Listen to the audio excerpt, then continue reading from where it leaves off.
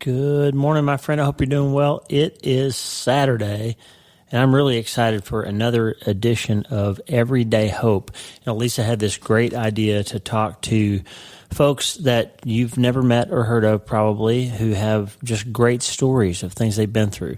Some of these things are, devastating things like the Margaret's losing a son. Some are young people who have encountered difficulties along their chosen path and how they overcame them, and bumps and obstacles along the way. Others are going to be other people that have remarkable stories in one way or the other. And today's guest is a really exciting young lady, Mei Lin Dye.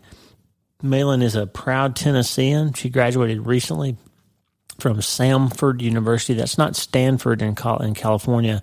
It's Samford, S-A-M as in Mary, F-O-R-D. That's a private school in Alabama, and we knew about it when we lived there. Samford is a great school. She's a recent graduate of Samford. She's passionate about her family, growing in her faith, running and building relationships with people. Mei Lin is beginning medical school in the fall at Quillen College of Medicine in Tennessee. We've covered some of the same ground over our lives in that we both know and love Jay Wellens, who is a pediatric neurosurgeon, and you'll hear how his story intersects with hers. And you've heard him on the podcast before. Jay wrote a beautiful memoir of pediatric neurosurgery called All That Moves Us, and he was a guest on the show a while back. I'll bring him back someday, hopefully, to talk with you again. But Mei Lin has a great story. She first reached out to me and Lisa when she was in the 8th grade after she had randomly, supposedly, run across my book, No Place to Hide. I don't know why a 7th and 8th grader were reading neurosurgery books, but she was called to read these books and ultimately felt she should reach out to me and Lisa, and decided after reading my book that she wanted to go to medical school, among other things. And so, long story short, we've followed her and kept up with her over the years, and now excited that she's going to be going to medical school. But she has a great story, and it's one of fighting for hope, moving towards hope, holding on to hope, never giving up. She's got some great advice for you. It's encouraging to see a young person who loves the Lord so much and who's got such a good handle on big questions in life and holding on to faith despite things that hurt. And you're going to be inspired. There's so much in the media, and we see so much all the time. We think these younger generations are having all kinds of trouble, but I'm telling you, there's great hope in the kingdom of God, and there's no greater place to start seeing it than in the person of this incredible young woman, Mei Lin Dye. I'm very excited to introduce you to her today. And she's a great example of how you can't change your life until you change your mind. And you can always start today. Hey, are you ready to change your life?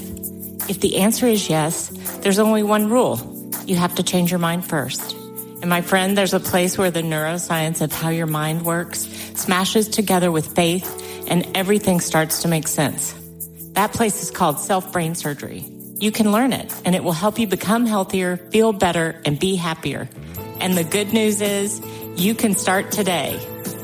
Thanks, Lisa. Hey, so glad to have you listening today. I'm Dr. Lee Warren, and I live in Nebraska in the United States of America with my incredible wife, Lisa, my father-in-law, Tata, and the super pups, Harvey and Lewis. I'm a neurosurgeon and an author, and I'm here to help you harness neuroscience, the power of your brain, faith, the power of your spirit, and good old common sense to help you lead a healthier, better, happier life. Listen, friend, you can't change your life until you change your mind, and I'm here to help you learn the art of self-brain surgery to get it done. If you like the show, please subscribe so you never miss an episode, and tell your friends about it. If you tell 2 or 3 friends this podcast was helpful to you, imagine how much good we can all do around the world together. I'm Dr. Lee Warren, and I'm here to help you change your mind so you can change your life. Let's get after it. Well, friend, we're back, and I'm so excited to introduce you to a new friend today. I've known this young lady by email only for several years now, but now we get the chance to see each other face to face, and I'm excited to introduce her to you. Mei Lin Dye is here with us from Tennessee. Welcome, Mei Lin. Yes, thank you so much for having me. It's really a privilege to be on your podcast. Is this the first podcast you've ever been on? One of my friends actually started a podcast, and I was on it back in college, but I guess this is one of my first official podcasts because he was kind of doing it more for school. Now, when you say back in college, give us context for that. When did you finish college? Oh, I finished in April, so I haven't been a recent graduate for too long. So some of the listeners, when we say back in college, we mean like 30 years ago. You're a young person. So, Mei Lin, tell the story just real quickly of how we got connected. It's pretty remarkable. Yes, so I grew up in Hendersonville, Tennessee, which is a suburb of Nashville. Yeah. And I was in the library one day. It's the library that I grew up going to story time at. And your book, No Place to Hide, was just sitting on a little display table. And I think I was in seventh grade at the time. I do not know what compelled me to pick it up, but I did. And I read it. And I was very captivated by your story and how you talked about your faith. And I don't know, it opened up a whole new world for me. I had never really considered the military or medicine. And so I thought about it and I just kept thinking about your story. And I also grew up in a Christian home. And I would say, like, up until that point as an eighth grader, I hadn't really endured any hard traumatic events or anything that I could remember. And so, anyways, I thought about your story and I decided to reach out to you. So I did. And I was so surprised and excited when you wrote me back because I think I had written the president at that time and I hadn't gotten a response, but I was thrilled when you wrote me back. And so then you started a newsletter and I subscribed to that and read that. And then I've been listening to your podcast, throughout college and high school as well. And then I read your book. I've seen the end of you, and that was a very impactful book. So yeah, and I've just kind of kept up with you through your various works and writings. And so I guess that's how I've been connected. Well, that's amazing. And Lisa and I were talking the other day, and we remembered you sent us an email about having gotten into medical school. Congratulations, by the way. Mei Lin's going to med school in Tennessee. What's the name of the school? Quillen College of Medicine. That's right. And so that's there in Tennessee. And she had this long held goal, and she's had all this grit and determination and pushed through some things that we'll talk about in a little bit. But we met you in the eighth grade and have been conversing back and forth ever since then. So it's really cool to see a young person persevere through all of that and make it to med school. So we're excited to see what happens with you next. And also shout out to Carolyn Sorensen, our friend. Yes. A few months ago, Mei Lin wrote in and just asked if we knew some Christian women who were also moms who might be able to converse with her and mentor her a little bit. And Carolyn Sorensen, our friend, the pain specialist here, was gracious enough, and you guys hooked up and have kind of become friends, right? Oh yeah, she's been incredible. She texted me before my interview and has been really a good resource to just follow up and kind of ask and be like a sounding board. So yes, thank you so much for connecting me with her. That's so great. It was Lisa's idea. She was like, "Hey, Carolyn would be perfect for that." So, and it was great. So, along the way, one part of your story that you didn't mention is how you got to Tennessee in the first place as a baby. Tell us that story because it's also pretty remarkable. Mm-hmm. So I was adopted from China when I was 11 months old.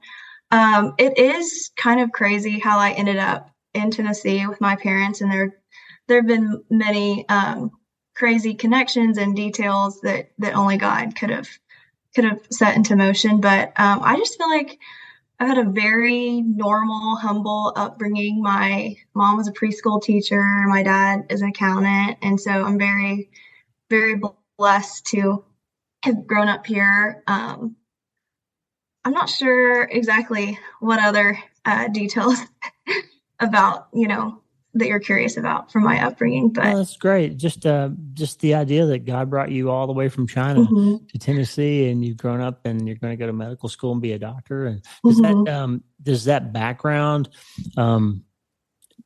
have anything in your future? Like, do you have a heart for helping people in other countries or serving people who came from different places or any of that? I definitely do. Growing up, I've never known my family medical history. And, when I go to the doctor, that's always a section I always leave blank. And I think that moving forward, I would like to find my birth parents. That's going to be a very challenging thing to do. But I do have a heart to get to know them and share the gospel with them if I can. More than likely, with the one child policy. Like they were very poor, and I genuinely have no earthly idea what the Wow. situation was surrounding that, but they were probably wanting a son just because the son is the one who carries on the family name and has a lot more, financial or career opportunities. And so, I mean, there's 150,000 girls who have been adopted out of China. And Wow. so, I want to, from a medical standpoint, I don't know how or who I could get connected with, but just to kind of research the impact of how, like, these people don't know their family medical history, and how does that, from a public health standpoint, how can, like, medical professionals care for them better? In my sister's case, and we can talk about that in a little bit, but her medical condition, is more than likely genetic. And we had no idea. We were just very lucky that we were close to a hospital and a doctor who could take care of her. And then also, I, as a believer, I know that, and I think as I'm closer to becoming, or hopefully be having my own family, I just cannot imagine like having a child and then like dropping them off on a sidewalk or under a train station or something Yeah. like that. I know that there's so many people in China that, like, their hearts are so hurt and burdened by that. And I don't know if there's a way to like start counseling for them, or, just bring them comfort in some way, because there's like quite a bit of stigma around, struggles with mental health. And Yeah. a lot of people are probably still very scared to come forward just because the government could punish them. And so I would say those are my two things that are on my mind constantly. And I'm thinking of ways that I can make an impact in that regard. Yeah. That's amazing. So what's one of the hardest things you've been through? You mentioned earlier your sister's had some struggles medically. So unpack that a little bit, because that may have had some influence on why you decided to become a physician, right? It did. So I will try to share what I feel like, because I mean, it is definitely her story. Yeah. But my sister, I was still in high school, and she, I think, was in middle school. And so she started having some medical, I mean, she's blurry vision, slurred speech, um, tingling in her fingers and toes. And so that kind of sent us on. We went to the pediatrician, and she's like, well, just to be safe, like, we'll refer you to a neurologist and just see. And so we went through several different neurologists. And so she was finally diagnosed with Moya syndrome. Yeah. And so as a result of that, she had a couple major surgeries at during the summer. And then 6 months after that, she had a brain hemorrhage. And I think that was, so when she had the surgery, everything was planned. Like, she was very healthy otherwise. And I don't know. In my mind, I felt like everything was under control. It was a major surgery, but I think, and it was scary, but I think we all were like expecting it. We were planning for it. Yeah. And then when she had the brain hemorrhage, none of us were expecting it. We didn't even know she was having a brain hemorrhage until later, because she just kind of like slowly lost consciousness. And it was like really late at night when it happened. Wow. And so she had her brain hemorrhage. She was rushed to the emergency room, and then she spent, I think, like close to 3 weeks in the PICU. And that, looking back, because I was still in high school, my parents were the ones who were like talking with the doctors and nurses. My mom stayed there with her 24/7. And I think in many ways I was not willing and not able to like recognize what was happening. Like, I knew she was sick. I knew it was a very serious situation, but I can only see how close she was to death now that Yeah. I'm older. And I think it was good, for me to not, necessarily be that scared and that close to it as a high schooler, but Right. now, but I would say, honestly, it made me not want to pursue medicine. Really. Um, I don't know. I think it was something that I always, or I wanted to do starting in high school, but I think it made me like kind of reevaluate Yeah. Um, and so, anyways, I went to college undeclared because I was just, thinking, let me see if there's anything else out there that would be a good career for me where I can help people, maybe have a good work-life balance. I don't know. That's kind of what I was thinking. But I think that I was thinking, oh, if as a doctor, it's going to be 100% on me to figure it out. But I came to this realization after, like much later, but I was like, the people taking care of my sister, they like worked as a team. Like Yeah. she had nutritionists, she has physical therapists, she had occupational therapists, she had a cardiology team, a neurology team. Like it was not one person who fixed everything. It was a team. And that I think that gave me a lot of comfort because I realized, I will have lots of support as I go down this path to medical school. Yeah. That's great. So I think that reinforces something I've always told students: don't go into medicine, or really don't go into anything unless you feel like you have to, like there's no other alternative for you, or that's really where God's calling you, because it's a lifelong commitment, right? It's not, you go get a job at Walmart, you can switch and go work at the Home Depot if you want to. But if you go into medicine, Mm-hmm. that's a significant investment of time and resources in your life. And so, did you feel at some point that this was a calling for you, that you were supposed to do this? I did. Um, so as I said, I went to Stanford University, which I think it's, I was considering the Air Force Academy. I was considering a bunch of other schools and they kind of fell through or I withdrew my application. And so Stanford was kind of what was left. Yeah. And I've been super pleased with my choice to go to Stanford. But anyways, I I do feel like it was a calling, and every time I went down another path, I just kept coming back to it. Yeah. Um, at one point during college, I thought I wanted to be a nurse and then potentially become a CRNA, and I just kept coming back to like I don't want to be a nurse. I've never even really thought about that. Um, I want to build a relationship, or I didn't want to be a CRNA because I want to Yeah. build like relationships with patients. Although nurses are incredible, and I have so much Yeah. respect for them. I think what was holding me back was like I didn't know if I was smart enough, and then two, I really want to be a wife and a mother, and I just for some reason I thought I can't do it because I don't think I can, and I don't think I can. Yeah. And I think there was after my freshman year of college, I was just in some general ed classes. Like they were not challenging to me, and I did a lot of socializing, which was fun. Yeah. I would just like go to the cafeteria and sit for like 6 hours and talk to people, and I was like, you know what, I want to engage my mind a little bit more than I have been, and then so that kind of got my attention. Like I want to work hard. Like it brings me satisfaction too. Yeah. Um, you know, uh, and then I just kind of, I think there was one week where like multiple people mentioned it to me and they had no idea I was thinking about it or like going back and forth.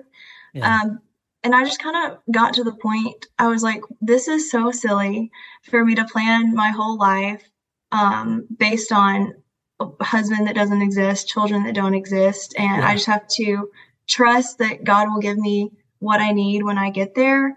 And He really has. And so I just remember officially declaring biology. And that really, I felt a lot of peace whenever I did that. Yeah. And then at Stanford, I have met some incredible mentors. The faculty there have been like so helpful to me. And then just being in Birmingham, there's a lot of hospitals. University of Alabama at Birmingham had Yeah. a lot of resources, and I got to shadow a lot of doctors through my church, which was pretty cool. And so he really did put great people around me to help me along this journey. That's great. So, was there ever a time, either when your sister was sick, or when you were kind of wandering in your professional aspirations, that you felt something like hopelessness or fear or any of those kinds of emotions? Did you struggle with maintaining your faith at any point? Yes. Okay, two things. One, during the pandemic, I did a little bit, just because um, it was just a hard time for everyone, but like Yeah. a lot, I'd seen news stories of a lot of Asian doctors and nurses being harassed. And I Yeah. was in the grocery store one time and just in my hometown, and a lady screamed at me, and I was very confused. And then I was like, oh, she's probably screaming at me because I'm the only, I mean, just what she said. She's like, stop breathing on everything. And I was like, there's a lot of people in this store breathing. Wow. And then I saw her an aisle over, and she said, you told me you're going to, she screamed for me, like screamed at me from down the aisle. And she was like, I told you to close your mouth and you're not doing it. And that was when I knew like it was me only. Wow. And so that, I don't know that it did make me kind of feel hopeless. I felt like it was the first time like I kind of realized like I am Asian. That might Mm. seem kind of Yeah. odd uh, No. to say, but I've been raised in a predominantly white Christian environment, and that was the Yeah. first time I kind of someone who didn't know me like made an attack on me, I guess. Yeah. And so that was really hard. And I just felt so unheard and unseen, and I didn't know how to respond other than like silence. And Wow. I'm so sorry. I think, and it gave me something to write about with the essays. Yeah. But it was a pretty impactful event for me for sure. And then actually, I got into medical school after off the wait list, and so just the whole process of applying to medical school um, was it's just so competitive and so draining, and I Yeah. did feel so hopeless.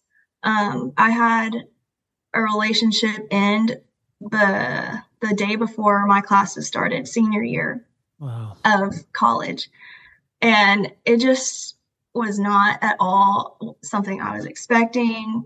Um, and then I found out, at a later date, that it was because this person like wanted a wife to stay at home and didn't Mm. think that I could provide a stable family dynamic. And um, I did feel so hopeless. Like I feel like that's one of the lowest points I had ever been in my life.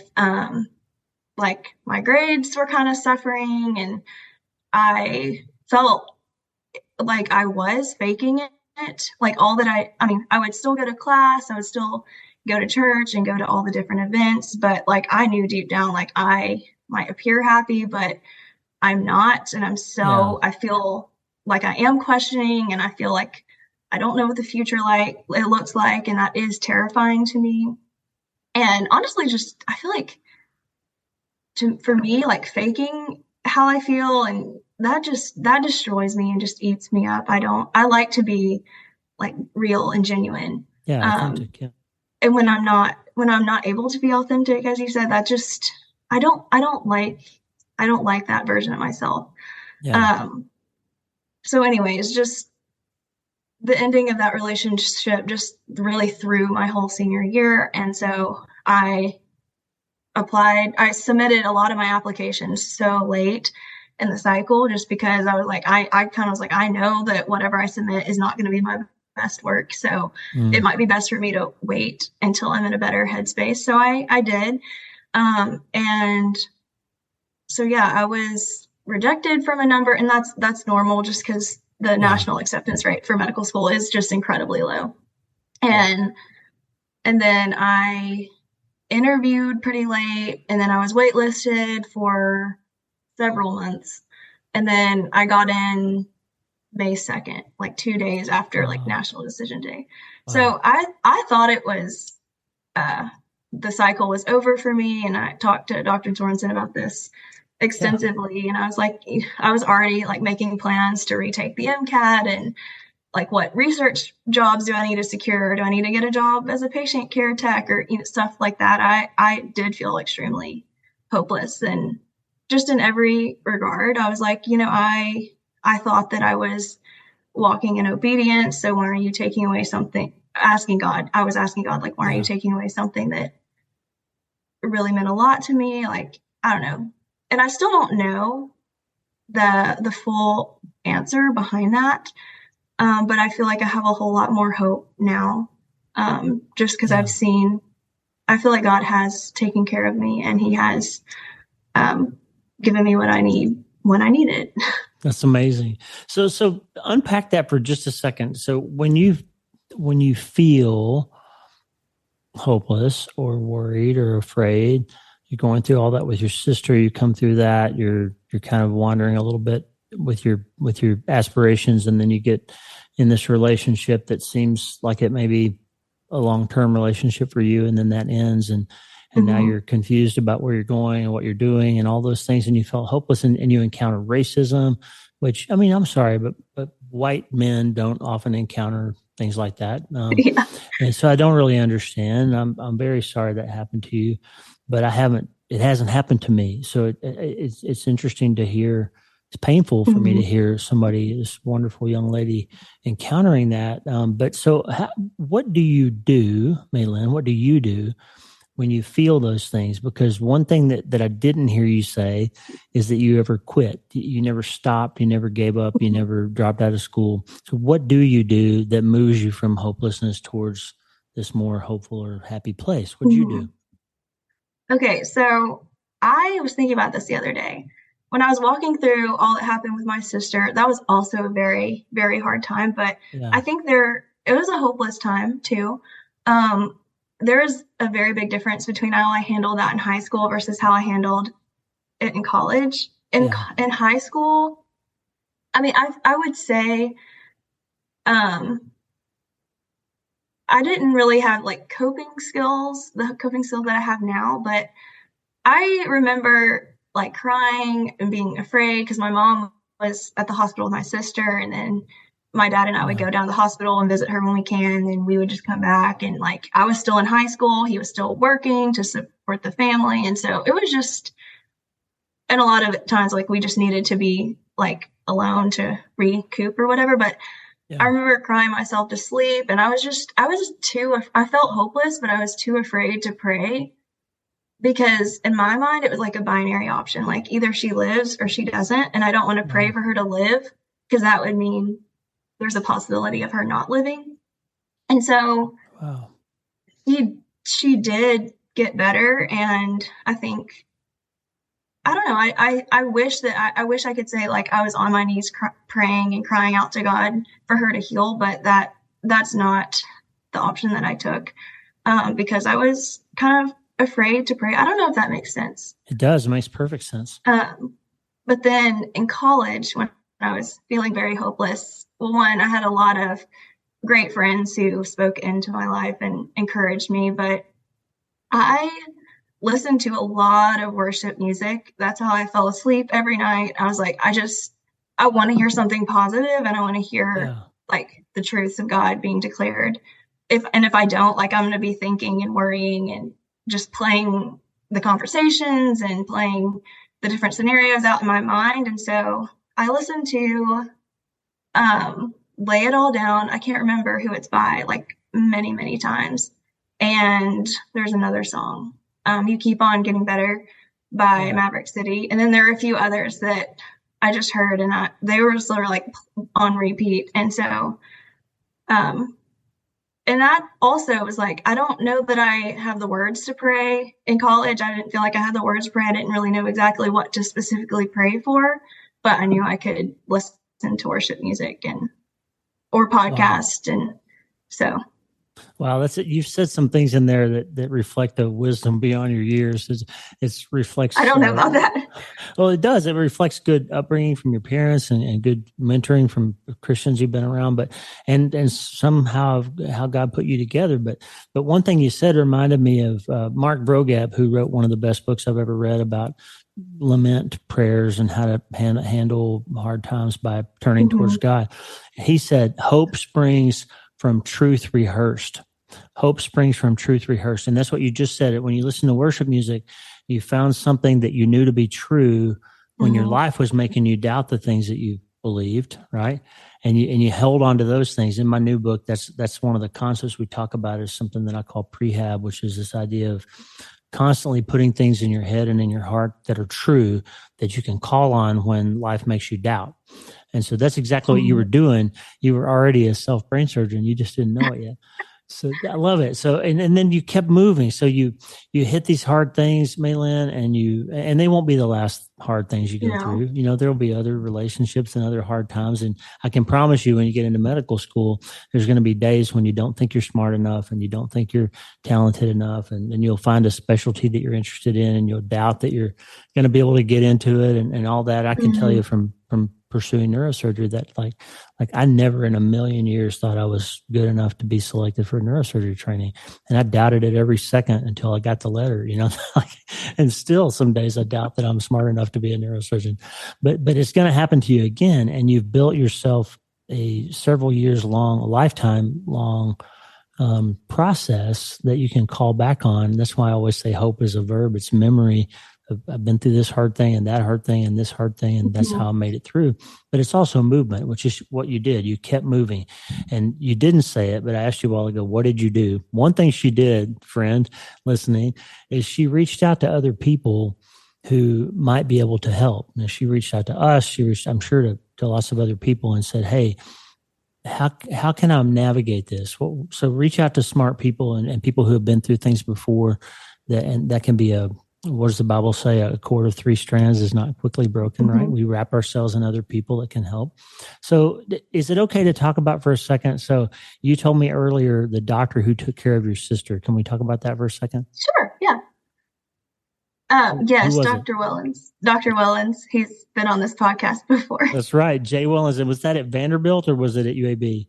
It was at Vanderbilt. Okay. So Jay Wellens, shout out to Jay if you're listening. And friend, if you remember a few months ago, Dr. Jay Wellens is a pediatric neurosurgeon who was a friend of mine. He is a friend of mine, but we were both in Alabama for a long time. And then he went to Vanderbilt and he's the chief there now. And just a small world thing. So Mei Lin attracted to medicine, following kind of her heart towards medicine. And then her sister has a neurosurgical issue and she now knows two neurosurgeons who have both been on this podcast. So I love it. So it's amazing that Jay was involved in your story, and he's such That's pretty cool. He's just such a gentleman and such a good guy. Have you read his book, by the way? My mom has it. She's not finished reading it. I would love to read it. And I also read Dr. Ben Carson's book in 7th grade. That's one of my all-time favorite books. And then I read maybe that's what it was. I was looking for books by neurosurgeons, but neurosurgeons are just the best. That's funny. So you've read Ben Carson, and then you found me when you were in the 8th grade. And I have to say, there is a very small subset of 7th graders and 8th graders who are seeking out books about neurosurgery. And that's amazing. I certainly wasn't. I was reading, sports biographies when I was in the 7th grade. So I'm pretty impressed with you. And Lisa and I we've had our eye on you and kind of been following you on Instagram, and all along the way, we've been praying for you. And it's just such a joy, Mei Lin, to see you, just turning into this young woman who's grabbing life by the tail. I'm so proud of you.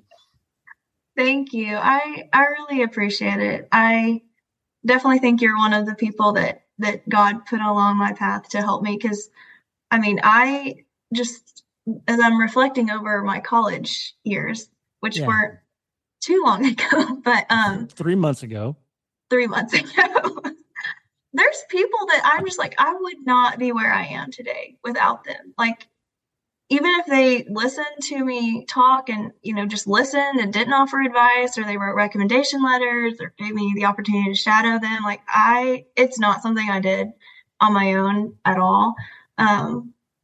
It's just, I can't not take all the credit or any of it, to be honest. Well, that's true for all of us. Every time I operate, I think about this idea of the shoulders that I'm standing on.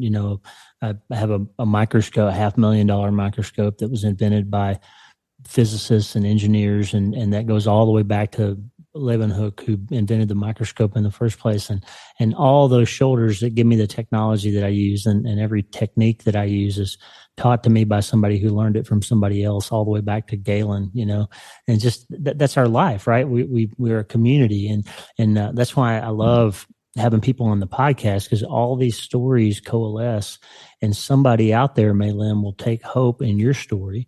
Somebody will find some nugget of what you said, and that'll help them get through something hard that they're going through. So in that spirit, give us a word today for somebody out there that might be hurting or going through something hard. What do you have to say to them as to what they should do next?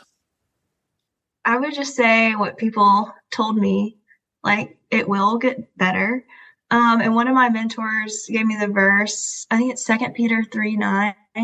And it says, the Lord is not slow to keep his promises, as some count slowness, but is gracious. I can't remember like the last part, but that's another thing that I just kept thinking of. Like, the Lord has his own timing, and it's going to be better than your timing. So even if you are in a really hard situation, just be patient, because it will get better. At least I really believe that it will. And maybe put that verse as your lock screen on your phone. Just put it where you can see it, and just remember, like, God is not slow. Like, he's doing his own thing because he knows what he's doing. That's right.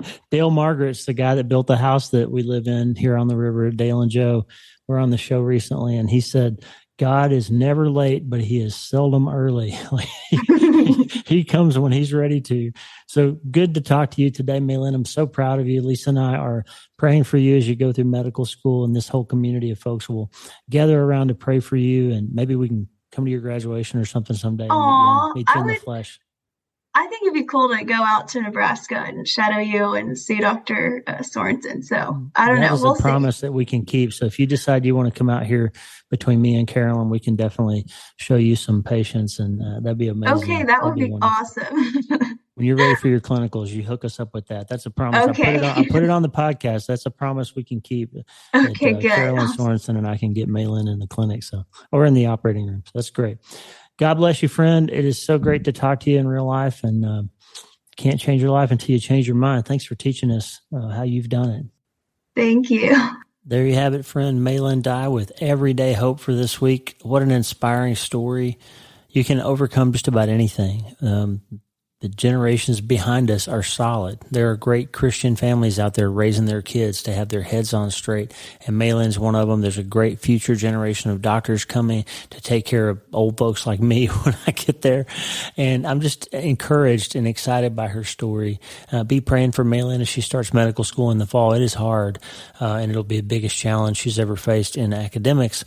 So be praying for her. We've got more great guests coming up on more episodes of Everyday Hope. I recorded 3 additional interviews yesterday that are going to be really inspiring for you, and I can't wait for you to meet those folks.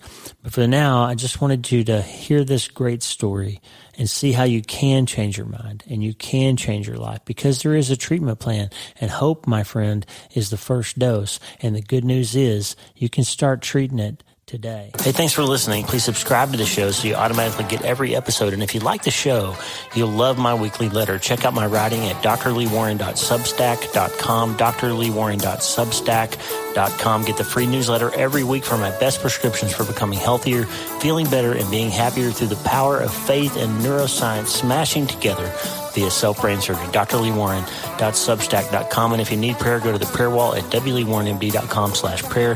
The theme music for the show is Make Us One by Tommy Walker, graciously provided for free by the great folks over at TommyWalkerMinistries.org. Check it out and consider supporting them.